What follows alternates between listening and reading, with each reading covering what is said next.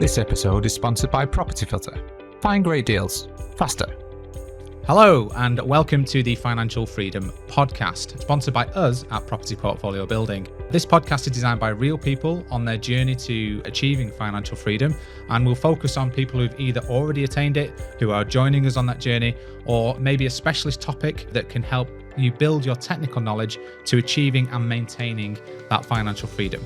We hope you enjoy it. Right, welcome back to the Financial Freedom Podcast. Today we have a really great guest. So this is the founder of the first social media app that is exclusively dedicated to the property industry, which is the UK Homes Network. So yeah, welcome to the show. We've got Chris Tremlett, so welcome along. Thanks for having me. Hello, mate. Hello. We keep meeting like this. I know. I'm dead excited to be here. Good. Yeah, good to see you, man. I was just saying to Tim off camera, I'm becoming an honorary mank with the amount of times I'm up here. So because you run events up here, and I'm sure we're going to get into that. So Manchester's a big thing. If he wants to live up here, we got some rooms available. Really high-end, nice ensuite rooms available at the moment. Always shifting brick. That's it. That's it. Right. Icebreaker time. So what I understand from our research is that you've been on Homes Under the Hammer a couple of times. So I want to hear about that. And you're, I think, a few years sober now as well, drinking wise. So can you say that? It's like, yeah. We'll cover that. We'll cover that. But yeah, tell me about those. Tell me about that. Yeah. So in terms of my estate agency career, it started probably about 15 years ago, and I literally fell into it. And it was my dad found a job in the local newspaper and said, "Why don't you give that a go? That might be worthwhile." And that's when he disclosed to me that he was an estate agent during the 80s when it was easy. Basically his job was just negotiating on offers every single day. That was purely it. And he thought it'd be a good job for me to do. So I literally kind of fell into it, as most property people do. And within a year got promoted to valuer. So was really enjoying it. And the phone call came out of the blue, which was the researcher from Homes Under the Hammer, and said, we'd like to see if you'd be interested in applying for the show. And I was a bit like... As an agent? Yeah, as an agent, right. Because they have... So have you watched something like that? I have it, yeah. I used to watch it quite a bit. And that annoyed me too much because they used to exclude some key figures from the deal. So the agent walks in, looks around the room, classic head move. I've got a horror story about that. All right, okay. So I was so nervous on the day. It took 32 takes for me just to deliver the valuation, right? And one of the best parts, if you watch the first episode that I did... Are you exaggerating to that number, by the way? No, it was 32 takes? Yeah. And I'm so worried about my podcast recording. How much editing is this going to cost? Yeah. Well, even when I'm doing social media content, I get people to look at my camera roll when they're feeling nervous because they'll see how many outtakes it takes me to just do one video for social media. But so I walked into the room and they're like, right, look around the room. And it was a box room. Now, obviously, the door opens onto the wall as you walk in. So, full of nerves, decide to open the door and just stare at a wall behind the thing, and then nodded, and then did the whole sort of looking around. Yeah. And I still get, if there's a repeat on BBC, I'll still get one of my mates screenshot it and send it to me. So, or you're looking at the wall file. Yeah. So it's that bad after 32 takes, you said? Yeah. I mean, the one thing they don't tell you about the show is that you notice that there's always a couple of valuations and one's like madly different to the other. So what they do is, like, when I was an estate agent, we dealt with a lot of repossessions. Right. And in repossessions, they basically say we need a price that if it was going to sell today, at this point, what could you shift it at today? Yeah. And that's normally a very below market valuation. And then you give the current market valuation. Homes Under the Hammer do the same thing, but they don't tell you that that's why they're doing it, because essentially what they just cut it out and go like... So I went on and there was this guy who was local, very established auctioneer, really great reputation. He went in at the same market valuation that I went in at, and then they asked me what my BMV valuation was, and mine was probably about 30 to 40 grand below. and they just cut that as if it was my normal valuation. Oh, so right, okay. I was like, look, it's leading that. Yeah. So it's a Friday afternoon chat with your boss then, isn't it? Like, He's like, if this chat doesn't go well, I might be not here Monday morning after that. Bad advertising for my agency. Yeah, he's like, a 3-bed semi in Hinckley. What, like, where did you get that price from? I was like, well, it's the way that they cut it. So it's But I think people know that about TV. There is an element of sort of It's the 90s. Don't believe everything you see. Yeah, it's a good motto. Yeah. So go on then. The sober one. What's tell me more about this. Yeah, well, when I started my estate agency career, my boss took me to one side, and I developed quite a strong friendship with my boss. And he said to me, "There's one thing you need to learn about estate agents. There's one that's drinking. There's one that's probably addicted to Class A's. And there's one in the office that will be addicted to both." And I think people underestimate how stressful being an estate agent is. Former recruiter, mate. So you know exactly what I'm talking about. There's a lot of synergy between agents and recruitment. I think you're one lower than us on the respect ladder. Just one lower. Oh god, yeah. I think in the last few years, estate agents, they're like, go on, done both. I fall to the real bottom there. Well, I think estate agents have actually gone above bankers now. So it's not the wrong category. It's not getting the love it deserves as a profession. No. But I throughout my career had battled with addiction issues, and it had really sort of plagued me right throughout. And then about 6 years ago, decided to do some sort of major soul searching and basically realised that booze was the problem, and that was what was always holding me back in my career. And then decided to get hypnotised, do a load of therapy as well, and then went out on a massive bender and woke up the next day and went, right, that's me done. Right, and then 3 years ago, nice work, really well. Yeah. Was it 3 years ago? Yeah. We're the same then. Oh, really? Were we on the same bender? Probably. I thought I knew your face from somewhere. Is that how you stopped as well? No, not really. Yeah. So I don't really battle with addiction. I've never really, because you think about what is an addiction. It's something that you become. It's a habitual thing that you do. Right? Yeah. So I wouldn't drink at home. Wasn't really Class A's. Former recruiter, so everyone's dabbled in most things. I think by the time in the 90s and noughties, but I wasn't anywhere in that frame of mind. My problem was rugby playing recruitment because I sort of loved a night out. It's the health point that was for me, and also I was going through an emotional roller coaster time because I was had to close a business and then open new businesses. Well, or make the other businesses work harder. And it was on a night out. It was after a night out. I was thinking I was so emotionally drained. Yeah. I was like, well, this is not helping me to stay in that emotional regulatory control environment. So it wasn't really an addiction. It was more to say, right, I want to remain emotionally more steady. And if you talk to anybody who knew me in my 20s and early 30s, if you told them I'd been not drinking for 3 years, they'd be like, come on, so no, they wouldn't believe it at all. I wouldn't have thought so. But yeah, that was my reasoning behind it. So yeah, I mean, it's a thing, isn't it? But there's the joke as well. What's the joke, right? So how do you know somebody is a non-drinker? Well, just by looking at them all. How do you know? How can you tell someone's a non-drinker? Maybe the breath or something. I don't know. You tell me. You don't need to know because they're about to tell you. But I think the changing in the world has made it easier, because if you'd have said to somebody who was in 2000s era or 90s era that they were a non-drinker, you would instantly go to that person had a problem. Yeah.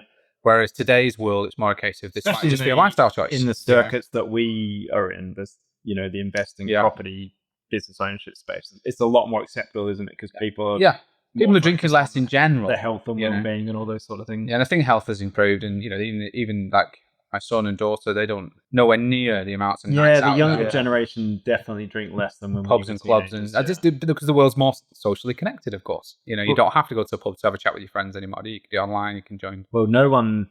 Well, I don't know, but I don't think people go to pubs to like meet partners or whatever, do they? Do they do them on Tinder and stuff like that? I think. But I think the major issue, and this was certainly for me, is that most people kicked the arse out of it during COVID. COVID, if you were on furlough, was an all-inclusive holiday for quite a long time, and it was probably one of the best summers of our lives in terms of the weather we had. It was the best March by far. Well, March, April, and certainly if you had that as an addiction. and you were at home all the time and were furloughed, that would be a problem. Yeah. I wasn't a home drinker, so it was the opposite for me. It was when COVID was released and we were released to go back for the night out. Then you went... Yeah, I went a bit crazy. Yeah. Mental sort of harsh word, but okay. Look, my mate said to me once, he said, Chris, you're the only person that can turn a Monday night into a Friday night. Yeah. And I wore that as a badge of honour for many years. At the time, it probably was a badge of honour, but when you look back now, you think, bloody hell. Interesting. So good decision. Yeah, definitely. One of the things I've taken away from it that I didn't have throughout my career, and certainly launching UK Owners Network, I would never have got to this position if I hadn't have given up drinking, is it gives you a lot of emotional regulation back. I'm quite an emotional person, and alcohol just exacerbated that. Even getting into sort of like interpersonal conflicts within the office or having conversations that are quite difficult, you're not able to manage that emotionally if you're going out and kicking the arse out of it the night before. So it's been transformative for me as an individual and someone. And that's the one thing for me as well, is the emotional control. As soon as I knew how much calmer I was in general. And it's not just the highs, it's the lows, right? So it's if you're removing one, you almost remove the other, right? So you're in this steady state. A lot more steady. Yeah, that makes sense. Anyway. Right, so just want to know a bit about your background. And you touched on your professional career a bit with your real estate sales works, things like that. But a bit of background, your education, family, things like that. And then I want to hear a bit more about what you're doing now with UK Homes Network and how that can help a lot of our listeners as well. Cool. So I was born in Slough, famous for Mars bars and The Office. I was born in a flat that was reeked with damp and mold, and had asthma when I was born. So we moved out of there and gradually moved my way north to the Midlands with mum and dad's work. Mum's from Scotland, dad's from Cornwall. And we've lived in the Midlands ever since, particularly just outside sort of Birmingham way and Coventry. So it's not a massive one to shout about, but I love it and very proud to be from there. And that's where I cut my teeth in my estate agency career. And it's just been I've had a very fortunate upbringing. Mum came from a very working class family and instilled a lot of great work ethics in me, and I think that I've managed to carry that through in terms of what I'm doing. And throughout my property career, I've always been quite a people person and going out there networking. It was actually when I was in a estate agency when my boss turned around to me and says, Chris, why don't you go out and do a bit of networking and see what that brings in? You always see it when you go past the letting agents, we need more landlords, we need more houses. And it's my experience that estate agents are not very good at networking. You don't see that many out on the circuit. You don't see that many out and about, do you? No. There's a couple. There's a couple. And to be fair, they're normally the good ones. Yeah. If you look at it, because they're personally connected, and it's not just a job. Yeah. Do you know what I mean? They're doing it for a purpose. It's a vocation. So if you look at the PIN network that we run in Manchester, there's the Shireen from Cornerstone. Oldham. She comes quite regularly. Businesswoman of the Year for Oldham 2 years running. Yeah. Award-winning agency. Lovely person, really committed. That's awesome. A great job. Yeah. Yeah. You know Shireen, don't you? I think we've met. Yeah. And I think it's that those estate agents, like you say, you can tell because they understand that it's not just the customer facing, the B2C element. There is a B2B element to estate agency that actually that is not being tapped into. So I went to my first PIN meeting in Coventry, and this was during the sort of HMO boom of 2014, 2015. And went in, there was about 100 people in the room. Coventry had been highlighted as one of the major HMO hotspots of the UK. And you had people coming down from Manchester, you had people coming up from the southeast, and just fell in love with it straight away. Like, because that many estate agents didn't go out networking, I got a really good reception. And people were keen to know about me and what I did, and went and ordered Property Magic on the Friday and read it by the Sunday, and that was it. Then I think that really... It's Sunbuck, isn't it? It's incredible. Yeah. And I'll be honest, I haven't got an attention span for reading books. Like, I just don't. I consume a lot of content on social media. That's probably, why I like social media so much. But to read a book is quite an effort for me. And I've started yours, actually. So nice. I am. I'm about 4 chapters in. So, yeah. But the Property Magic was just like, I could read it cover to cover. I instantly got it. It was something that I worked in, for the past few years. And it really sort of demonstrated me the value of what they were trying to achieve with PIN and what property investors, landlords were all about. So yeah, that started a sort of chain reaction in me, is that I wanted to work more with developers, investors, particularly on the estate agency side. But then, of course, my boss asked me to do the social media in the office. So there was an element of combining both worlds. But the thing that really sort of stood out to me in my career is that, you know, we talked about estate agents not being as popular as bankers. When you're actually going out into people's living rooms, you see that day in and day out. They immediately have their back up against the wall the moment you walk in. And it didn't help the fact that our estate agency that we worked for had a uniform, and it was a 3-piece suit with embroidered branding on every piece of the 3-piece suit. So you look like full kit. Yeah. So you look like a salesman, and that's what you look like an air hostess. And even the ladies in the office, they had to wear that sort of cravat thing, and it was just like it was mad. It was very outdated. So you turn up in your company branded car looking the way you do, and that was back when the sort of slick back hairstyle was in. So it really didn't help things. I can't do that anymore. I have to brush forwards, or I'm in big trouble. But look, I'd walk into the living room, and they're immediately like, and I wasn't that, you know, I was sort of in my early 20s when I started out in an estate agency. You don't know any different as well at that age, Paul. No. You think that's the suit and the haircut, and it's just part of the job, don't you? Yeah. It's part of your armour. More than anything. 100%. And it was a case of you go in, and then immediate conversation you could tell within the first 30 seconds how that valuation was going to go. And if they started drawing references to the skirting boards and the fact that they just painted it within the last 30 days, you knew that this was just going to be a non-goer. Because essentially what they were going to ask is 50 grand to 100 grand more on their asking price. And you know that property is just going to sit on the market. And the difference between sort of a local independent estate agent and a big corporate estate agent is that a corporate estate agent's contract terms are double the size of a local independent. So it means that they can afford to have you sit on the market for 6 to 9 months, and they will, like clockwork, phone you once a week to make a price reduction until you finally submit. Whereas the local independent doesn't necessarily work on that front. So that's where my split went. And I was like, I still want to work with developers. I still want to work with investors, but I'm also now doing the social media for the branch, and we're getting quite good at it. I don't want to lose all that estate agency knowledge that I've learned and all the connections that I've made if I do pursue a career more in social media. So I ended up working for a property finance brokerage, and then got headhunted to go and work for a major developer based in the southeast. But they had regional offices in the West Midlands, and I was doing the marketing for them and actually going out doing site visits and stuff.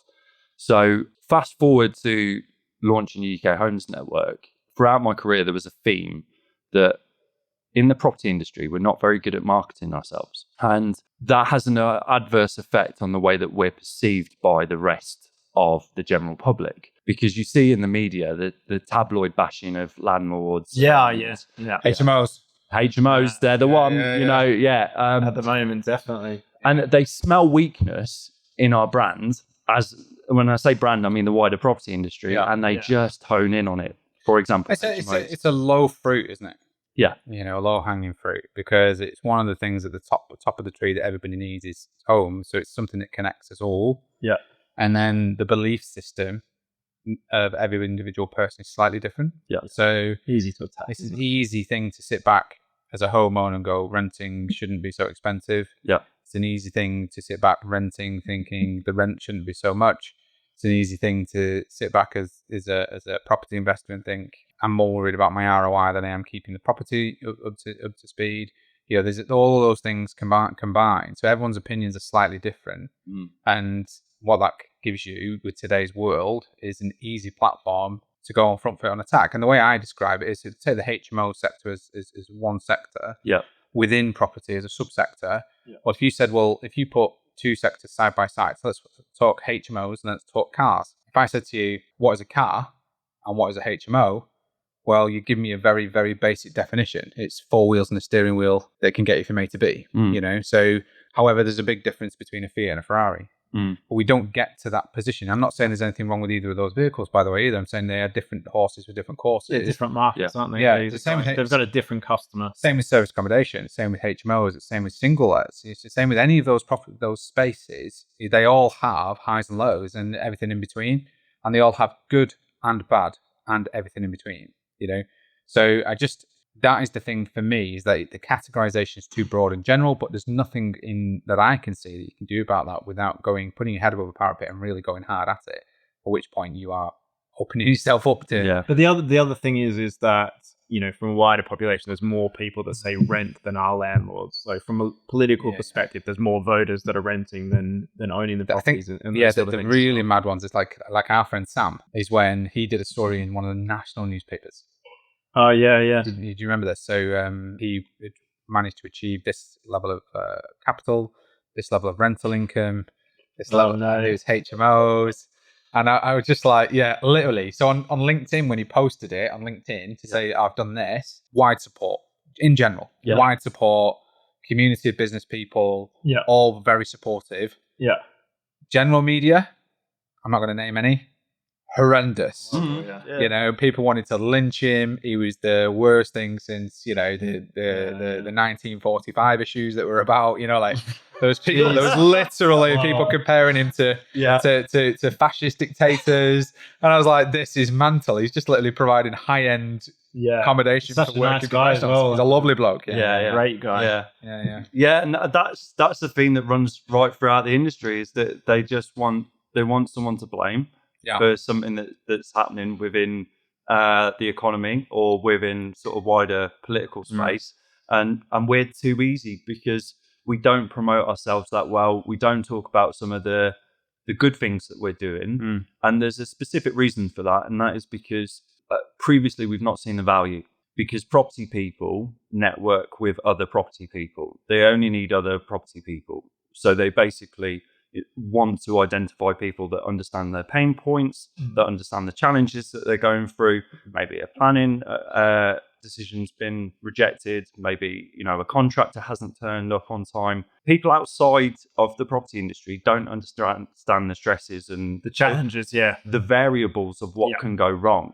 And that's why we've only sort of really concentrated in our bubble without sort of mass marketing ourselves to the general public. A good example of that is we sometimes hear as well, is like when we talk to people, sometimes even our clients come to us, I'm worried about that there's too many HMOs being developed. And I'm like, I look at it and I'm thinking to myself, why?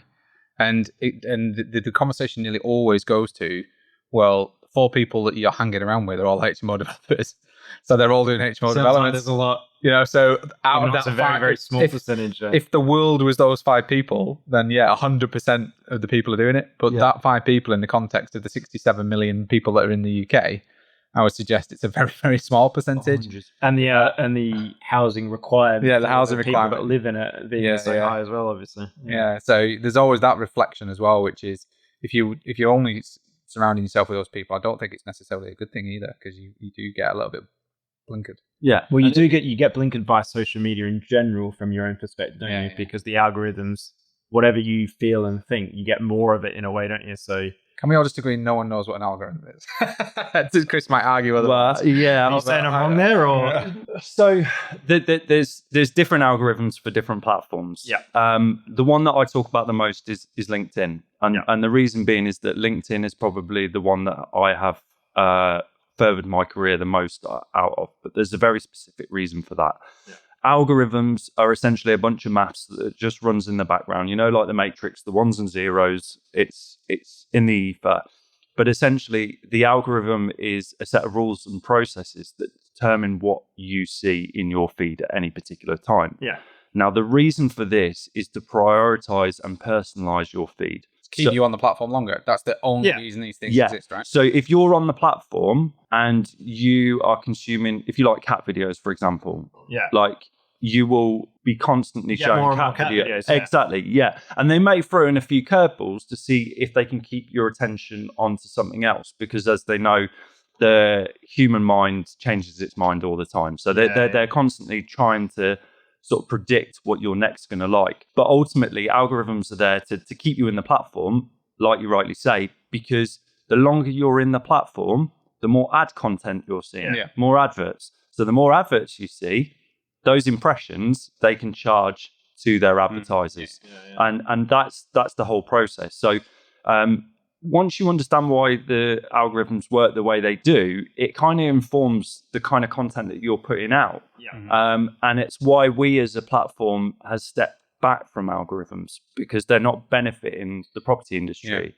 But LinkedIn is a key one, because LinkedIn, in my opinion, is not a social media platform. You're like this. It's a recruitment platform. Yeah, it is. It is a jobs board. And as a byproduct, it has social media functionality. All paid for products are to find talent. Yeah. Pretty much. Yeah. You know, well, they advertise in general, but the LinkedIn Navigators, the LinkedIn Recruiter Lite, the LinkedIn Recruiter, LinkedIn Professional, they're all to target people. Well, they made a massive error last year or the year before, which is basically that you may notice, and there's a lot of chat on LinkedIn about this at the moment, is that the algorithms are really inconsistent, and something that might work one week is not working the next week, and people are not getting the same levels of exposure, even though they're quite high-profile content producers. Yeah, it seems to bounce back a little bit recently, but there was a period last year, late 2025, and it was like you'd see content from 3 weeks earlier. Yeah. So you're still getting that from the people that you want to see content from. I mean. Yeah, but they have recently changed the algorithm, which is that they are going for the more quality of content, the storytelling. They're trying to determine who you are as an individual and what value you're bringing to your audience, which is quite similar to other platforms. But the LinkedIn algorithm, they made a massive error where they basically focused on recruiters, which has always been their cash cow. And they decided that if you weren't posting consistently as a job applicant every single day on LinkedIn, then you were not active as a user. Therefore, when you apply for a job on LinkedIn, then you would get pushed. You will be pushed right down to the bottom of the applications. So the more you posted on LinkedIn actually meant that you would get more seen by recruiters. And this is the open to work function, isn't it? In terms of like how the little green thing that appeared in your corner if you which has its own divisive sort of whether you should be labeling yourself as open to work or not. But the algorithms then had a detrimental effect to every single user, because some people might just post consistently once every Friday, or they might post every Monday, and that works really well for them. And because they're consistent, their impressions are growing, or their views. But then because they decided to do this, it just collapsed the whole sort of feed and the amount of content that was coming in. So a lot of people were discouraged. Yeah, the reason I am always like a little bit, I don't know how it works, is as an example, we have a podcast. So we advertise our podcast across all platforms, and our podcast goes from double-digit views for one episode to 10,000 views for one episode. I honestly don't know the difference between those two episodes, right? Like, what is the fundamental difference between somebody who's watched something that's been watched 10,000 times and something that's been watched 50 times? I don't know what that is, and there's no predictability in it, because it's 10, and that 10,000 episode is on one platform. On the other platform, it's still double digit, and then on the other one, it's like one of those has gone to 2,000. They're saying one of those is 50. So I don't understand. I don't at a fundamental level. But what I'd be keen to learn about is what are the consistent things that you can do that are, across all platforms. And then we'll talk. Obviously, going to tell us about UK Home Centre. Yeah. So the strategy that I would take is that if you're going to post, commit to at least one time a week that you can post every single time. Same time. Right. Yeah. Because then you can determine the variables in terms of what content's working and what's not. If you're mixing it up and you're only posting once a week, you will never determine what your audience wants to hear from you. It will take you. So if you do Tuesday afternoon and a Friday morning, as an example, you're not going to capture the same people in general, and you're not going to be able to view, how we know. Yeah. Did this hit the mark or not? Exactly. So I've started this year with posting every single day at 9:30 in the morning. Right. And I am watching an upward trajectory of my impressions. The engagement might drop because some posts even depending on the content. Yeah, it's hit or miss. Even some of the posts, like because it's 9:25, you haven't got your 1:30 ready, right? Well, exactly. Yeah, get your phone out quick. And it's some of there's not quality there, and that's fine, because if it's shit, no one will see it. Because the algorithm won't carry it.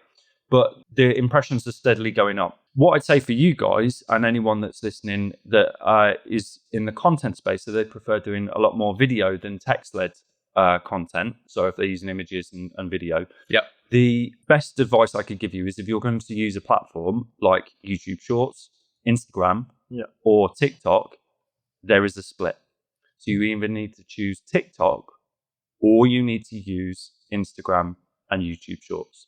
Right. The reason being is that the algorithm on TikTok is so good, and I mean good loosely, that it can determine when you've posted the same content on other social media channels. So if you post, let's say I do a video now of us here, and I upload that video to TikTok and then go straight to Instagram and go, right, upload that on Instagram.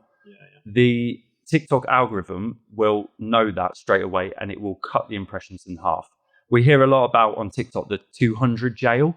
So you only get 200 views on all your videos, and you're like, why? Like, my competitor is getting like thousands. And the reason is because the algorithm kicks in and then it stops feeding it to people. Right.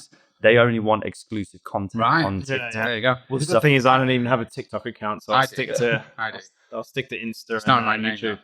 So you're trolling people online. Yeah. It's my old gaming tagger, basically. But it's can we all just agree as well that the best interview that there's ever been is the US congressman interviewing the CEO of TikTok? Just from a pure, unbelievable level of understanding of technology. So if you wondered, do governments understand the technological advances? Go and watch the US government interviewing the CEO of TikTok because of their concerns of whoever it is. Because weren't they talking about it was like last year or the year before? Yeah, they were getting rid of the platform. And it was because it was that interview and the questions, and you saw the confusion in the CEO's face. I mean, after he'd got over being asked if he was Chinese 10 times, he's Singaporean. So after he got past that point, they were asking things like, does TikTok access the home Wi-Fi network? And he was just going, depends if they turn on the Wi-Fi. I don't know whether or not I'm answering your question. And obviously they meant something completely different. The understanding level was so far. Yeah, it's so funny. I have to say, it's really good. Yeah, and this is something that I want to know as well, because there is certain things within the privacy policy that are absolutely terrifying with TikTok. Yeah, of course. They are listening. They are listening. So WhatsApp basically records you at certain periods throughout the day. And then that WhatsApp data feeds into the Meta ecosystem. Just without having anything on, you mean? Just by having WhatsApp open? Yeah, if you've allowed access to your microphone. This is allegedly, by the way. Allegedly. Okay. For every comment I make about a social media platform is allegedly. WhatsApp will then feed that into the Meta ecosystem, which then influences the adverts that you see on Facebook and Instagram. Oh, right. That makes sense, doesn't it? Yeah. There is alleged reports that TikTok is not only doing the same, but also they use specific tools within your device, such as your camera, to measure eye movement and facial expression to determine how you're reacting to certain pieces of content, whether they should feed that back to you. Like, this stuff is terrifying. Well, this was part of the interview process as well, by the way, and he does dispel a few of these myths. So some of the things, it's a bit vague, and you're like, well, that's a definite then, isn't it? Some of them, he says, oh no, we don't have anything normal in the outside of the industry norms on that process. It's worth a watch, I have to say. He's a very intelligent guy. But I mean, the thing for me is when you're having an open conversation about something, and then you next open your device, and you've never talked about this before, and all of a sudden you're seeing that. Yeah, it's there. That's the recording element. Yeah. That happens all the time. If you ever needed evidence, all you need to do is sit in a room, talk about something completely random, open up your device and see what adverts you get. I mean, there's no more conclusive proof than that. That 100% happens. Yeah, 100%. Yeah. So I think back to your thing, the point was talking about the content. So one of the challenging things we find is that you want to promote, say, your podcast that's on like Spotify, YouTube and stuff like that. But whenever you put a link on or something like that, it just dies, doesn't it? Because like Facebook or LinkedIn, they want you on their platform. If you put a link, you can go to another platform. What do you say about things like that? How do you think the best way is to to promote your... Yeah, so if you're using YouTube, links are great within the description because YouTube is owned by Google, and therefore the whole SEO properties of YouTube directly affect your website presence on Google. So fantastic. Go to town on that. All right. So put your website in description for YouTube. Yeah. And that will help. Yeah. Yeah. I think we do that with our YouTube maybe. Yeah. But if you're using sort of platforms like Facebook, LinkedIn, and you're doing a really great post, and then you're putting a link to either an article or to a landing page on your website, they'll down rank the post because, as I say, the longer you're in the platform, the more you're making for that platform in ad revenue. Mm-hmm. So if you then put a link on that post and it goes viral, you're taking quite a considerable amount of their audience away from that social media platform. What if there's not a link, but you just talk about your podcast or something? Is it smart enough to recognize that may... I imagine it's smart enough for me. Yeah, that might end up someone leaving. I imagine it's smart enough YouTube or something. Yeah, to get that, and I reckon it's smart enough to go, rather than link, just go, search here on this platform. Yeah. I imagine it picks that up as well. And they're not stupid people, are they? Yeah, I mean, it's a case of I'm addicted to podcasts. I absolutely love them. And all the major sort of podcasts that I see, they don't ever put a link on there. You get invested in the clips. It's a classic marketing funnel. You get invested in the clips, then they may do a call to action where they say go to YouTube to watch the full version. Yeah. And you end up going to YouTube, watching a full version, and then you've watched that a couple of times, and then maybe you've seen that they do an audio version, and now you're wanting to do it on the move, and that just basically snowballs. And then with your podcast, you're not necessarily giving them direct call to actions other than like, follow, subscribe, all that sort of stuff. But then because they become invested in you as podcast hosts and what you're interested in doing, they will then search you out to find you, and they'll get more involved. If you lead with value, which you guys always do, because I've literally binged your podcast for the last week. If you lead with value, people will find you by themselves. I think that's correct, isn't it? I think that's where we make a mistake. If I'm honest, we're still a bit linky, aren't we? Yeah. Even in the comments, I don't think it's needed. We could probably get rid of it. Obviously, we could have the clips and all those sort of things. Yeah, you're advertising on the Meta platforms, and maybe they're all right with the ones that they. The only other thing is if you do ads on LinkedIn and stuff like that. So if you pay for an ad, a little bit of an ad on, say, Facebook or something, and you have a link in it, they'll boost it still because it's an ad, maybe. That's a whole different ball game. Yeah. So I call it PPC, which is pay per click. Yeah. So if you are getting into the realms, and this is for anyone listening to this, and you're thinking of putting money behind whatever post you're doing to promote your property business, stop, consult a proper PPC consultant, because you'll end up doing what I did when I launched UK Homes Network. Bearing in mind, I've had a career in organic social media, which is just post it without putting any money behind it. You will end up spending the best part of 800 quid to £1,000 a month on content that no one sees, because the way that they give you access in Meta and other platforms to diversify your audience and to segregate your audience into people that are your perfect customers is so complicated. It's very, very difficult. Plus, if you're in the property space, property is a cash cow for so many industries. You will be competing with so many other people with much bigger budgets than you. So you need to speak to a proper consultant. So tell me again, PPC, what's that? Pay per click. Pay per click consultant, right? Yeah. Those guys will be able, if they're good, and they'll probably be expensive, they will be able to draw up a clear strategy for you for targeting your right audience. Because we've all seen property mentors, and there's one quite well known who basically puts thousands of pounds behind their adverts. You are now targeting the same market as them. How are you going to compete with that? Yeah. Well, there's the two, isn't there? There's the what are you talking about? Well, I can Lamuel Seeds and the Stone Touches of this world are both of the two. That maybe like an Ob Moore type person. Yeah. So he's not of a controversial. Let's get everyone angry. Less specific properties. Yeah. It never used to be like that. So there's a few of them, and they put a huge amount of money behind those budgets, and you are then trying to compete with those budgets. It's just it's not going to work. Plus, a lot of the ad content, you might think just because you're spending money on it, they're going to carry it. Yeah. Unless the content is really, really good, it's not going to work. Proper consultant knows what value led. no links. That's better to start there, isn't it? You need to get to the stage where you're growing organically anyway, because your content is good, and then you can think about putting money behind it. Yeah, because so there's a big difference between having like a lot of followers that aren't really the right type of people for what you're doing, compared to like a smaller following but really excellent high value people that like are really getting a lot out of your content. You can do business with them, whatever. So like you might have 1,000 followers, but they're all really, really high quality for what you and they do. Or you could have 1 million and a very small percentage that could benefit you and them type thing, and something like that. What's your comments on that, and how would you approach that? Yeah, so the whole outlook on social media has changed in the last 12 months.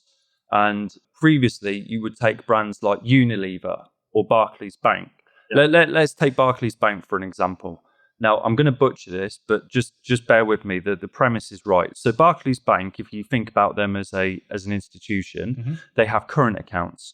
They have credit cards. They have, let's just say, development finance.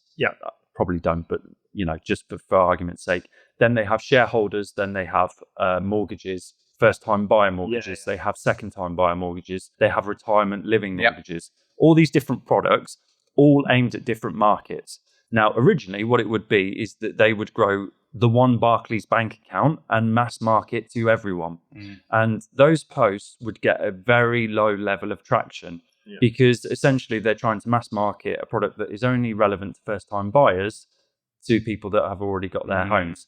Now, that's what that's going to do is it's going to put it in front of quite a few people, but the engagement ratio is going to be very, very low. The way that the marketing channels have now changed is that someone like Barclays Bank will create individual profiles for each product. So if you've got a first-time buyer mortgage, they will create a Barclays Bank first-time buyer mortgage social channel where it will specifically be aimed at, let's say, 32-year-olds. That's the average age of a first-time buyer. Where the content is relevant to them, and they are more likely to engage with that content. The audience will be much smaller, but it will mean that the ratio of engagement they get is a lot higher. Which is, I think it's better, right? So it's same with us, isn't it? We don't want too many. We're a very niche environment that we're in. We'd rather be we don't want like loads and loads of people reaching out that aren't relevant, just for general advice and stuff like that. So That's kind of the thing, isn't it? Really, in terms of the same processes, less is more. Especially, and it's the difference between marketing and sales. By the way, there's a fundamental here. I was even in the gym this week, and I was talking to the guys. And how do you know somebody that goes to the gym? Don't need to. They're about to tell you. I'll just tell you. Great callback. And I was chatting to them about theirs, and they confuse marketing and sales, which is marketing creates leads, sales converts leads. So if your marketing is too wide and general, you're getting too many irrelevant leads for you to convert from a sales perspective. If you've got good marketing that generates high value leads, you're going to have a higher conversion rate, and that's a better use of your time from a sales perspective. So if you think about those things in general, then that is a much better strategy from a marketing perspective. Less is more, higher value. And what you'll find is your conversion ratios go from like, if you Barclays, it might be 100 to 1 to 10 to 1. And all of a sudden you're in that, wow, this is much better scenario, because that wasted time is money at the end of the day. But then the algorithm determines who your target audience is, so then they get better at actually pushing your content to your target audience. So it's better for growth. Stop the podcast now. This episode is sponsored by Property Filter. Property Filter is the #1 property tool for today's property professional. It brings in all the data points and sources from all the property portals and auction sites into one convenient place. Then you have the option to overlay all the clever strategies found in the Property Filter blueprint to find motivated sellers faster. Now, we use it on a daily basis. It saves us over 80% of our time when looking for properties.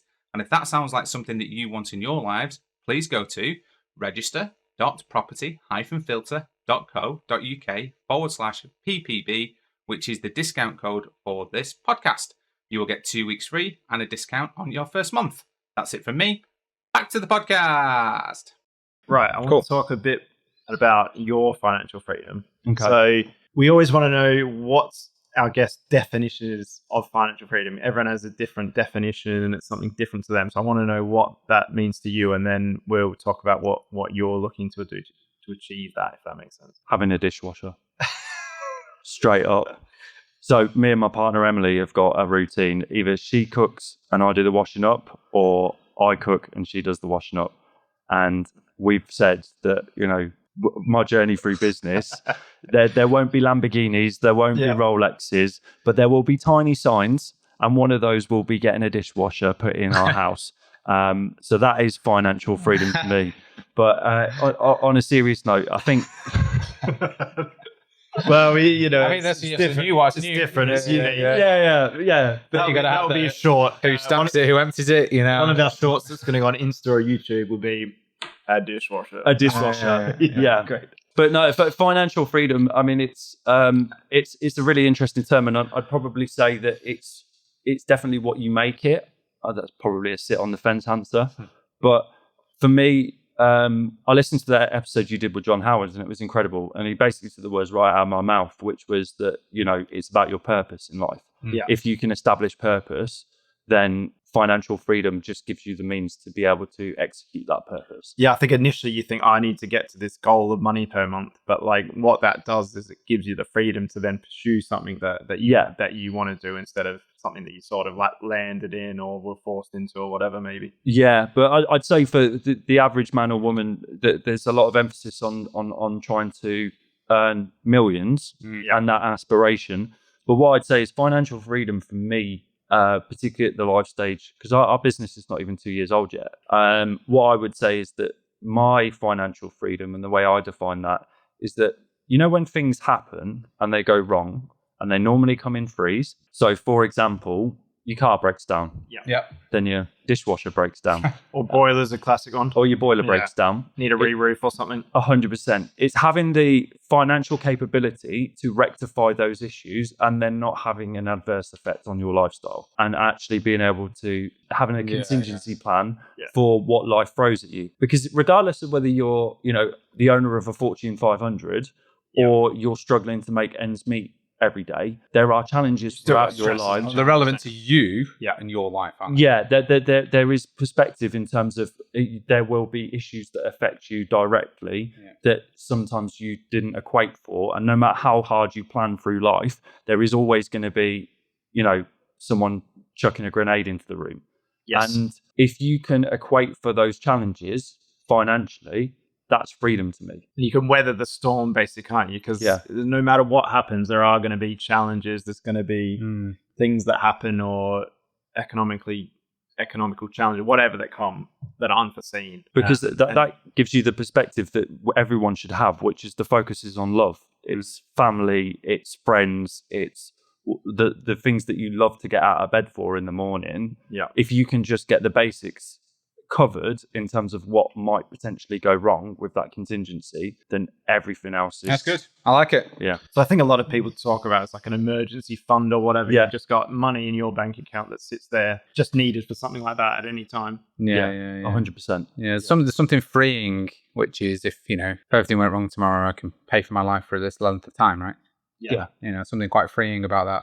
Yeah. And that's regardless of whether or not you've got, passive income. I think sometimes there's a psychological element to that as well. Property investors are terrible for that because they like to put their money into high risk developments. But when you have that freedom in the bank account, then it is much easier, I guess. And it is very much. So to achieve your financial freedom goal of getting a dishwasher, what are you doing or working towards with that? Obviously, we've talked about your business, but let's talk about that and how you think that's going to affect your life. UK Homes Network. Do you want to tell us about that as well? And So UK Homes Network was sort of it was an idea that basically came to me while I was working in my previous role. So me and David, who's my brother, David and I have worked together 4 times. I am responsible for his estate agency career, and he never lets me forget it. So we were working together at a major prop tech company, and we got made redundant 3 weeks before Christmas. While I was at that business, we had basically set up a networking platform for their customers, where they could basically developers, house builders, could interact with other people that were using that particular prop tech product. And I'd been sort of championing for the last 12 months that this is not isolated to this customer base. Yeah. This is desperately needed by the whole property industry, because essentially it is a way that they can connect, they can talk without algorithms, and essentially we can do more business together without the sort of inundation of spam messages, algorithms, other industries using property as a cash cow. Now, we got made redundant and my vision was clear. I knew exactly what I wanted to do. The UK Homes Network had to exist. And January 2024, me and David launched the platform. So, as I say, it's an alternative to social media. It's a viable alternative to LinkedIn or Facebook. If you just want to network with other property people, and you might not be as read up on algorithms or how other social media platforms. And it's just a way that you can connect directly to your audience first time, every time. And that is taking me on a very long journey of, eventually getting to financial freedom. I'd say that that's probably not my motivation. My clear motivation is to offer a product that is desperately needed by the industry to give us a collective voice. Yeah, I mean, if you look at the value of networking in property, in general, it's up there, isn't it? Because I would say without networking, our business wouldn't exist. Our business wouldn't exist. Wouldn't achieve close to anything that I've achieved or we've achieved collectively. So it's hugely important. Look, I've got a relative who's a property developer down in the south, and he's always moaning that he's never getting enough deals, or that cash flow's tight and all this sort of stuff. No one knows who he is because he's got his team of builders and he just goes out and does projects. He doesn't interact with the rest of the industry. He still does the traditional thing of driving around and having a look at a property, and then he'll sort of do direct to vendor letters. He doesn't interact with anyone else other than himself and his team of builders. Yeah. And you can't do that in today's society. A third of the deals that we did in last quarter, don't know, this came to us. We didn't market for those because the marketing had already been done. Because you always, how many times is it? You're 7 times connected from anyone in the world. Yeah. So we had a deal from somebody who, saw our content on Facebook, who had once upon a time been connected to Nick's older sister at school, many years ago. We'd had a guy who was involved with the PIN network from Sell My House Quickly who came to us. All that types of things. All of those things were then coming to us, as well as the marketing we put out for agents to come to us. These deals were on our table first because of that networking environment, right? That's what just from the messaging. High value content is huge, isn't it? Because the business we do relies on a lot of trust. People are investing large sums of money. It's a challenging environment. There's lots of things that can go wrong and all those sort of things. So, for us to be able to bring the clients in, generally they have to have had, I think, 11 interactions and 7 hours of content or something like that. That's the basis to then buy from that person. So if you're not putting lots of content out there for people to the number of direct vendor deals that we're doing though, when it is literally people come to us now is what is here. Whereas we never did anything like that. Yeah. And that gets you to financial freedom and the opportunity to have choices, which most people don't. And I think that's what we're trying to replicate in the UK Homes Network, if not give a platform to people to do. And we talked earlier about the problem with the industry not marketing itself, is that essentially we're not ever wanting to be a lobby group. There's already organisations doing that. But we certainly want to be the collective voice for the industry where policymakers can come in and actually see directly what decisions are affecting developers and landlords across the country, and actually have a bit more of an engaging relationship. That would be great if you get to that point where politicians actually want to talk to you. And I don't really know the background to it, but I don't believe there's many MPs that talk about these things with property people or developers to come up with their decision. I just don't believe it happens. That's Phil Wright to them. Yeah, well, but it actually shows. So like, with planning items and stuff like that, it needs investors to stand up, and even to help educate the people at the council, planning departments on the implications and risk from our perspective. Because you had some interesting chats with people like that last year, and they didn't necessarily know what the implications were, or like what it actually meant and things like that, because they don't do the day-to-day like we do. The policymaker side, we've looked into it, and we've got some connections there that we've tried to explore in the past. But the problem is with policymakers, let's say your local MP, your local councillor, they are only existing for crisis management, PR crisis management. So if there's an issue that's come up in, let's say there's a scandal, i.e. the cladding situation, then they will attend every event that has a panel that is discussing cladding until they feel that they've exercised that well enough. So they don't engage in the industry until something hits the fan, and then they're able to go on the PR offensive about it. Yeah, so it's constantly like what we're doing with the platform is that the posts that are coming in and the issues that are being talked about in the feed constantly refreshing. They can hopefully jump on live discussions about what's affecting the industry. Yeah. So it's that's the zenith point. That's where we're heading to. Yeah. So do you think my 4 attendances at council and cabinet meetings in the last 5 weeks is useless then? So sorry, I've been on a bit of a mission to educate my local authorities about the impacts of some of the policy decisions that they're making. I've literally been standing in front of cabinets and councils telling them what the problems are. Right. So, I had a heart attack then. I thought you were going to tell me you were the local councillor, and I was no, I would never. I mean, I don't think I. Yeah, but if they're only hearing stuff from, say, people complaining as tenants or something like that, yes, they're only getting one side of the story, and some of the issues are complex as well, especially in property management, property development, licensing, regulatory stuff. Yeah. You've got to understand the impacts of these things, and quite often policies are put forward without thought. Or put forward with best of intentions. Yeah. But without thought of the impact on the people who are actually delivering. Yeah. On the delivery side. So taking it just a little bit of a personal mission over the last. Yeah. Just because the effect of policies that were being changed in certainly in Greater Manchester last quarter last year. So if you had just going back to what's your key mission with UK Homes Network and what you're trying to achieve. I think you touched a bit on it before with adding the value to the investors and things like that. Yeah, we want to be the alternative to LinkedIn and Facebook for the property industry. Yeah. Like that's a big claim, but based on the growth we've seen and what's happening. So is the average person coming into property then, right? What is the benefit of me joining the UK Homes Network over and above a LinkedIn or a Facebook today? Well, the interesting part about UK Homes Network is that our membership is mainly made up of seasoned property developers and seasoned landlords, like guys that have already been doing it and experienced it. Yeah, there's a very small percentage of people that are just starting out that come into the platform.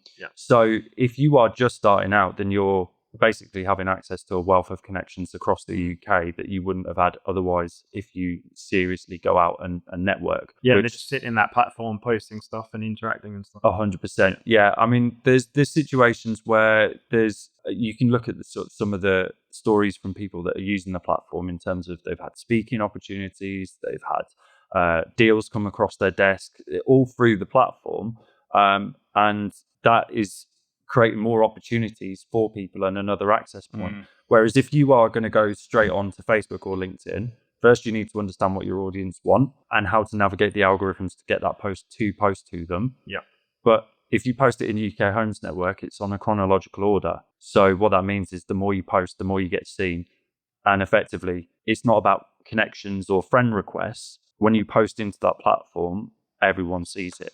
So it's just opening up the opportunities across the property industry so that everyone has a fair opportunity to. So if I'm new and I'm coming to your network, what is the advice in terms of like getting my content seen? Is it regular posting? Is that the most consistent thing? Because you mentioned it's not algorithm based, so if it's chronological, then there'll be peak times of the day, which if you post, then you're going to be like 10th within a minute. If there's quieter times, if you post, you'll be top for maybe 10 minutes or something like that. How does it work? So consistency is obviously the best course of action, but I think anyone that's in social media will tell you that. The one bit that they won't tell you is that you need to be proactive, not reactive. So if you just post and then disappear, your audience is not going to grow and the opportunities are not going to convert from it. But if you're actually direct messaging people and reaching out to them, if someone comments on your post and you respond to it, fantastic. Like that is now forming not just. And does that keep your content high? Does that reset where it is if you do that, or because you mentioned it's chronological? Yeah. So there's no effect on that in terms of how your content is more seen. Because then it becomes we're prioritizing content over other people's content. Yeah, of course. Yeah. But what I would say is that when we get to a certain trigger point, we already have a format for the platform that will trigger that will allow you to see trending or chronological, but it will default onto the chronological so that you're not missing opportunities when you're. So if you get a lot of interactions and comments on your post, you do get seen a bit more, or not? It just literally comes. No, it's at the moment it is just a chronological order. But I mean, the benefit is if you're commenting on a post, that individual is going to get a notification that you've commented on that post. So if you are scrolling through the feed and the post was 24 hours ago, but then you just comment on it, you're going to get that attention and someone's going to come back to you. So that's a little more alien to the day-to-day than you would if you were posting on other platforms. And it might be a case of, arguably, that if you have good content on other platforms that continues, on your platform, you would need to either repost or to post again to get the same sort of reach, because there's no algorithm that pushes it if it's getting that trending content. So it's just understanding that, I guess, as coming into the platform. Yes. So if you post currently in any other platform and let's say you use the same image and you use the same text, the reach will be stop dead because those platforms don't want duplicated content. Essentially, you could do that in the UK Homes Network, but you're then just sort of dropping the finite resources of those that will respond to it. I think if you're coming into UK Homes Network, the best way to use it is just to give regular updates, share your story, be authentic, and give people a reality of what it is that you're going through starting out in your property journey. And those resources, those help will reach out to you. And I know you had a membership goal for last year, or a user goal for last year. Did you get to it? We set it. I can't remember the number. There was a physical number by Christmas, by the end of the year. Right. So this was last year. Yeah. So we're in January 26th, mate. So no.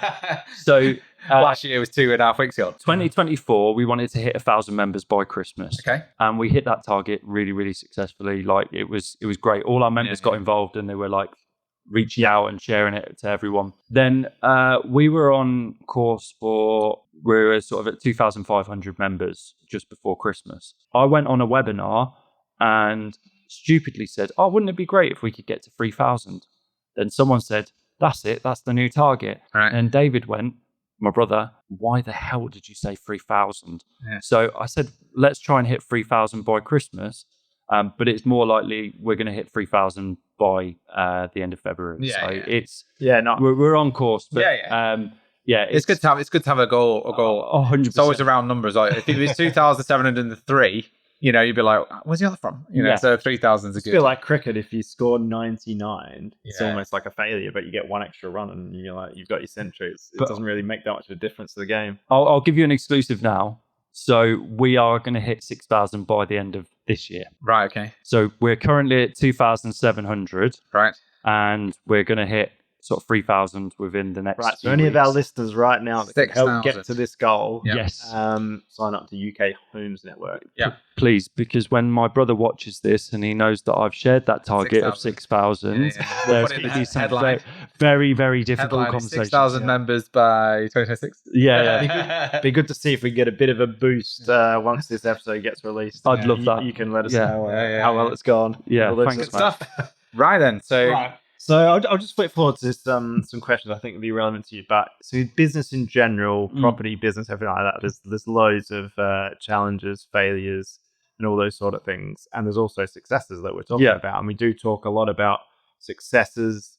Sometimes we don't share enough about the challenges. Sometimes, so I want to know what's been your biggest challenge, failure, etc. in the last few years, and then something you're really, really proud of from a success perspective. Yeah. So one of the biggest challenges was, I think we talked about PPC and sort of spending money on stuff. The problem with business is that everyone tells you that it's not going to happen overnight. And my biggest challenge was that when we launched the platform on the 31st of January 2024, I naively thought I was going to change the world on day one. Then when we only got a few people sign up to the platform, I went to bed early, locked myself in a dark room, and then had to wake up the next day and start again. And that was a massive sort of failure on my part, but it was also a reality check of how difficult this road is going to be, but also how much more rewarding it's going to be when you actually do hit certain metrics and certain growth. So I think in terms of the failure side, I think it was just sort of managing my own expectations. That's something that I've really had to get to grips with. But in terms of the sort of successes along the road, I mentioned sort of emotional stability, how much I've been able to sort of put my mind and body through over the last sort of 2 years. But I'll take my hat off to you, gents, because you obviously run an event once a month. And we did 2 last year and we've got 4 this year. And I was probably needing sectioning after the first one. So yours was a nice big event. They are. Running any kind of networking event is an enormous effort. It's a team effort. You can't do it yourself. Yeah. It's an enormous effort. And you can be nervous right up until the death. And people come that, if you build it, they will come, right? Yeah. And you try and get people to book early and, incentives for doing 72 hours, get the extra bits and get the premium tickets. And the reality is most people go, it's that Sunday night. It's a thing on Tuesday, Yeah. And it's so annoying. But yeah, I mean, it isn't. And hats off to you. It was a great event, the one at the Capitol. Because you're doing one in Manchester again this year? Yes. I'm doing one in Birmingham. Do you want to give us the dates, actually? Yes. Right. So we're 26th of February. We're in Birmingham. We're going back to the Indian Brewery. We wanted to change the venues every time, but people were like, no, you have to go back to the Indian Brewery. So it's in the city centre. Right. So 26th of Feb, Birmingham. Yes. And then Manchester, we are taking over Amber's, which is a really cool exclusive nightclub just off Oxford Street. And that is on the 30th of April. 30th of April. And then we are going to... I don't think anyone's going to look beyond that. So fair enough. Yeah. The incredible venues we've got lined up. It's going to be really, really exciting. So 6,000 target, 2 events, 26th of November, 30th of April. Be there, be squared, I guess. Get it in the calendar. We'll get it booked in. Yeah. Bits of advice. So, we're big on, learnings and advice from like mentors and things like that. So I want to know maybe what's the best bit of advice you've got to what you're doing now. And then I don't know if we get in with some top tips on like, social media. Obviously, we've touched on a few key things, but if you could narrow it down to 2 or 3 top tips for, posting on social media, building an audience and things like that, it'd be great to hear as well. Yeah, of course. So just sort of general advice or specific to... Anything. Okay. Absolutely anything. Any advice you've got, something you've learned, anything like that. Yeah, I think one of the best pieces of advice that I heard was actually from a clip of Joe Malone. Malone's Candles. Right. Yeah. Never make a decision on a bad day. Right, yeah. Yeah, we'll sleep on it or something like that. Never make a decision in January. Yeah, January, 100%. Blue Monday. Yeah. That's just gone, isn't it? Yeah, so never make a decision on a bad day. And patience is one of the things that I've had to learn through this process. Nothing's ever quick. It's that cliche of, if it was that quick or that easy, everyone would do it. But I think once you're actually in the thick of it, and particularly if you're starting out on your property journey, you're carried by adrenaline and enthusiasm. Is the consistency to keep going after that phase that's really the defining moment for whether people most fail or whether they carry on. So that would be it. Nice. I think in property and business in general, like your point there, like never underestimate the power of just literally sleeping on something.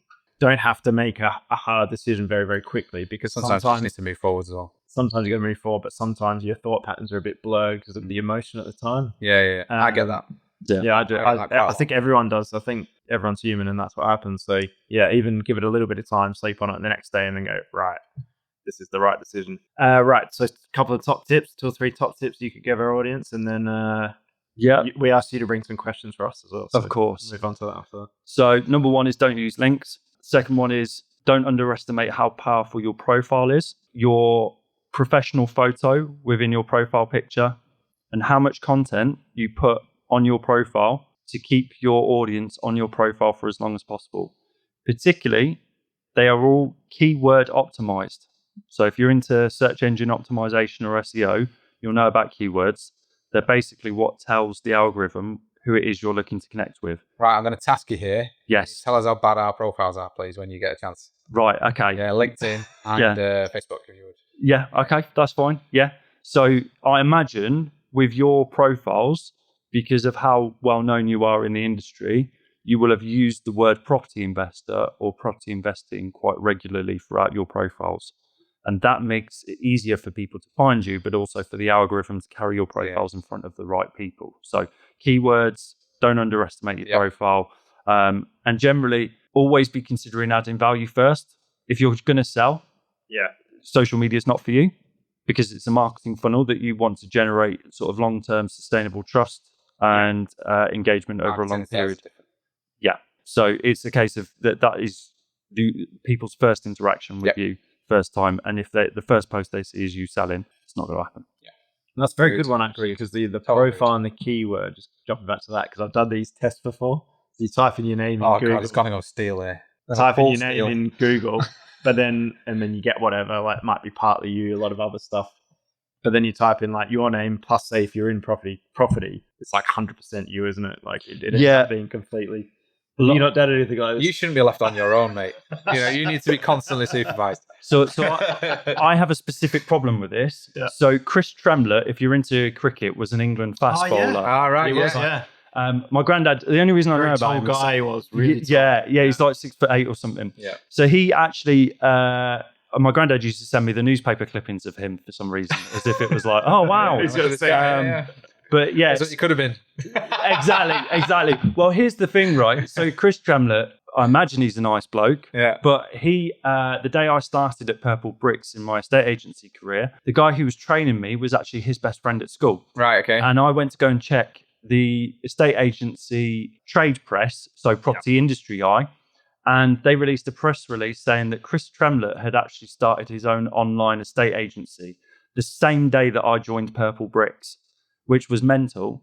And then that editor from that magazine, a couple of years later, emailed her about a press release, and she actually thought you were the guy, the Chris Tremlett, because her husband was head of the Hampshire Cricket Club, where Chris and his dad both had been players at. So small world, isn't it? Such a small world. Questions for us. Yeah. So what have you brought for us? I asked you to bring a question for each of us. Yes. So Tim. Yeah. If you could cast your mind back to when you first started in property, if you were taking on, it's the Albert Mill, isn't it, that you're working on at the moment? We've got a project Albert Mill, That's our main main one that we're doing. Cool. So if you were going to start your property journey today and Albert Mill was your first project, what do you think you would do differently to how you would do it now with all the experience that you've developed? If it was my first deal. Yes. In terms of mistakes I might make. Yes. And in terms of what project do you have in the back of your mind now when you're looking at other projects that you don't want to necessarily repeat? Or was there a certain scenario that you don't want to repeat with any new project? Right. So firstly, I wouldn't recommend that for your first project, for one, depending on experience levels and things like that. Secondly, if you're going to do a project like that and it's going to have a chance of success, you 100% need a quality team. I think you need like a decent amount of education in that space. Obviously property is one thing, but property development's another thing. So you need a decent amount of education yourself, but then you also have to build up a really, really good team. And you also have to build up some really, really good processes and systems for that team. And you've got a real challenge there, because when you're building it, from scratch for a project like that, as say your first project, you can build up a very good team. You're not going to make any money. It's going to cost you too much. And then on the flip side, they're untested as well. The team's untested. They're untested for you specifically. So, and also you don't have any like buying power with that team, because you think about the first development that we did together, the learnings from that. It's very, very true. But then on the flip side, if you undercook it and don't bring in a good enough team, you've got major risk there, because you might not be able to deliver the project on time within a budget. It might be unsafe and major delays and all these sort of things. So it's a real balance, and that's a difficult task to do. But education and networking and working with the right people will potentially get you to as good a position as you can be for that as your first project. You're still going to have some things that could go wrong. You're still going to have some challenges. So you're going to have the mindset that you have to bake in a reasonable contingency, because things, even in that project, there's some things that were challenging that went wrong that even us and our teams without experience could not have foreseen. Right. So even if you don't have any experience, obviously, it gets even harder. So there's gonna be challenges regardless. You need to build in a reasonable contingency and balance that cost versus risk profile. Yeah, and talk to people that have done them before and what went wrong with them and how they went about it. Like that's like maybe comes back to your networking key. Go for site walk. So talk to someone like us that's done them, done a few of them, to go like, look, I'm doing this. Or you might need someone to like oversee you. I'm actually doing a role with a project with someone that I'm overseeing them doing their first development. Yeah. So they get someone that's been there before, the experience. So things like that you can look at as well. When you were saying that, it's like I had this sort of graph running in the back of my imagination, which is that as you're scaling your projects, because you mentioned, Bill, on another podcast that once you get to a certain level of HMOs, you want to move on and do something different, like the commercial, something like that, basically. Yeah. And it's my belief that property is a bit of a spectrum, that you start at, maybe a couple of buy-to-lets, and then you move up to sort of those bigger development projects. Yeah. And as I was seeing a graph of, as the projects get bigger, the amount of networking needs to step up, because you need to increase the size of your more team team members. Yeah. So that's really, really it's all network. All of that team will come down to networking from one way or another. You're getting referrals. You're meeting people that do those jobs. I don't know how you build a team without doing networking. I don't think there's anybody in our team that we haven't met through a network of some description. Yeah, and also on that project, people do business with who they like. So, like, if you took like an interior designer that we've got as an example. Yeah, Louise, Louise is amazing. She's a lovely person. She does a really good job as well. Wild kind interiors. But there's other decent interior designers that I talked to. Let's say they would have done an equal job.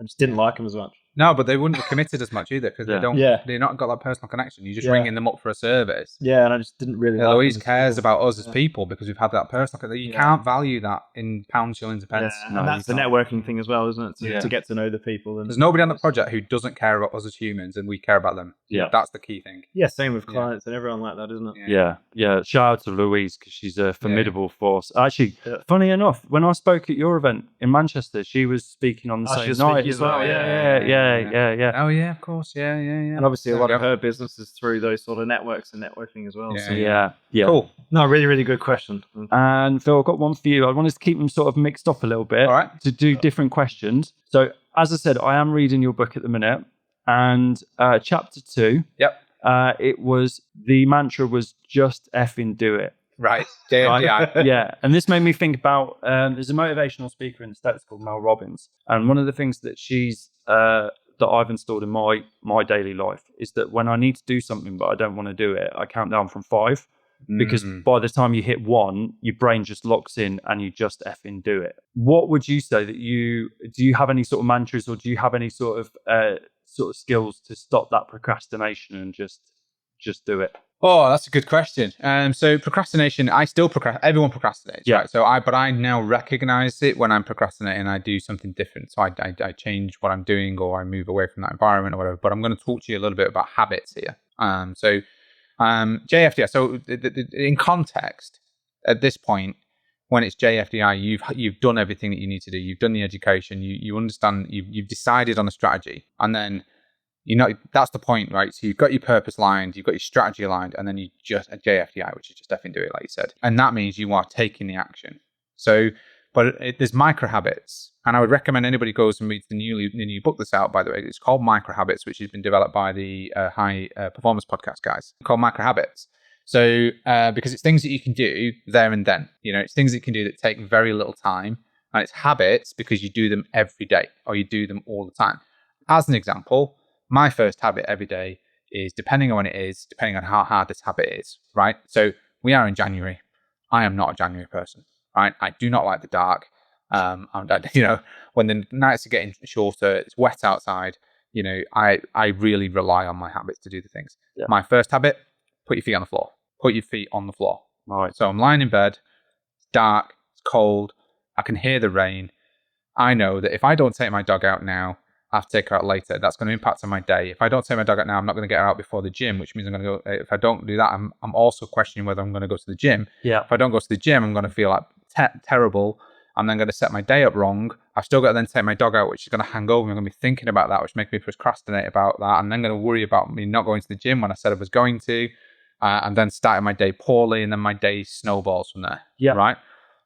Put my feet on the floor. That's it. Because as soon as my feet hit the floor, then I'm moving. Nothing else. I don't need to worry about anything else. I don't need to think about the dog walk. I don't need to think about doing the gym. Those are things then become automatic, and then everything else follows in line. When I don't do that, I'm not hydrated well because I'm not taking the liter of water that I know I'm going to drink. I haven't taken my vitamin supplements necessarily. I've definitely not got my dog walk when I wanted to get it out, so I've not got my steps in necessarily. I might have missed my gym appointment. All of those things snowball from that particular position. So we have a value in our business, which is show up and get shit done. Yeah. Right? That is it. So it's one of our 3 values. So that is hard. That's the hardest of our values, right? So when I say show up, if you don't want to procrastinate, there's a saying, which is Early is on time. On time is late, and late is unforgivable. If you don't want to be a procrastinator, everything you need to do, you need to be early for. Because when I'm sometimes I get really annoyed with traffic, because traffic for me is a waste of time. So if I arrive late to something, I am flustered. I'm having to dive straight into it. I don't feel like I'm well prepared and that type of thing. So showing up and just getting shit done is an individual discipline. It's knowing your things that you're going to do. It's knowing how you're going to do it. And things happen. You might get stuck in something which is absolute priority. That makes you late for something or whatever. But if you're planning day to day to start your day at a certain time, so you've got a good circadian rhythm, you're going to bed at the same time, a rough time, you're able to manage that process, not got 2 kids under 5 normally, then generally speaking, that's a good start to JFDI and being able to show up and get shit done. There's a really good make your bed speech by a former Navy SEAL captain, and he's a commander now or whatever when he did it for the university. And there's loads of those teeth ones. What's the first thing to do? What is high performance to him? Make your bed. Because that then sets off a task. That task leads to another task. So before you know it, you've got all those tasks. And if nothing else, if your whole day goes badly, you've at least got a bed made at the end of the day that you started at the start of the day. So you've achieved something. Achievement also, from a JFDI perspective, is important to recognize, because if your end goal is big, you should be setting smart objectives that are small. So when you achieve that objective, you can celebrate it. So that's my sort of like thing, if you like, from. So I think it's a really good point. It all just starts in the morning, doesn't it? Put your feet on the floor. You say it's hard with kids, but actually it helps in a way because they're up quite early. So you're up anyway. You get interrupted, so you usually get up by your time, and that gets the day going. Yeah. But I think the other good one, just to add to it, is the book that we both read years ago, Eat That Frog. Yeah. So like I do that, and like I know that I'm best in the morning. First. So if you pick your 3 or 5 key things that you need to sort to move forward, and like you prioritize them, like I do in the morning because I'm fresh and everything like that.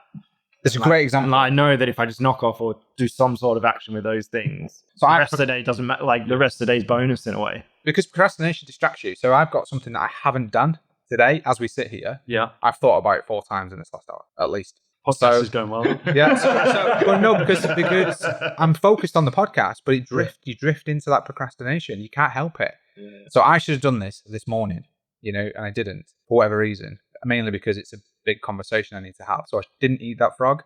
That's the effect, of not doing it then. So I know that. So I'm going to do it as soon as possible after this podcast or whatever to get it done. So it's not distracting me for the rest of the day.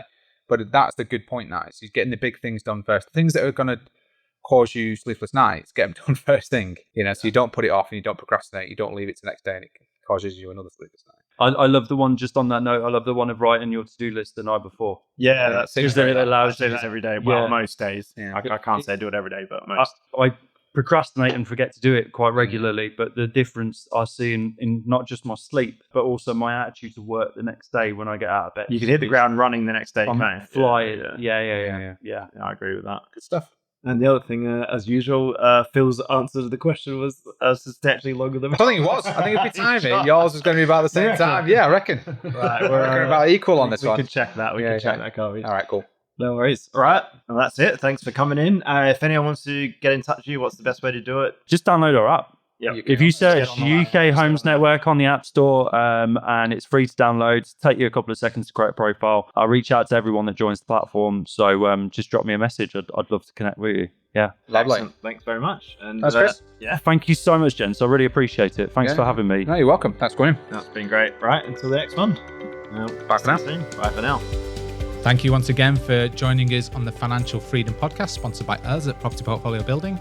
If you want to get in touch with us about today's podcast or any of the learning topics that we've gone through today, you can email us at podcast@invest-prop.co.uk or get in touch with us with whichever your social media platform of choice is. If you think you would add value to us as a guest on this podcast, you can please get in touch and let us know what you would be able to talk to us about. Other than that, we wish you well on your financial freedom journeys. And once again, thank you for joining us, and we'll see you on the next one.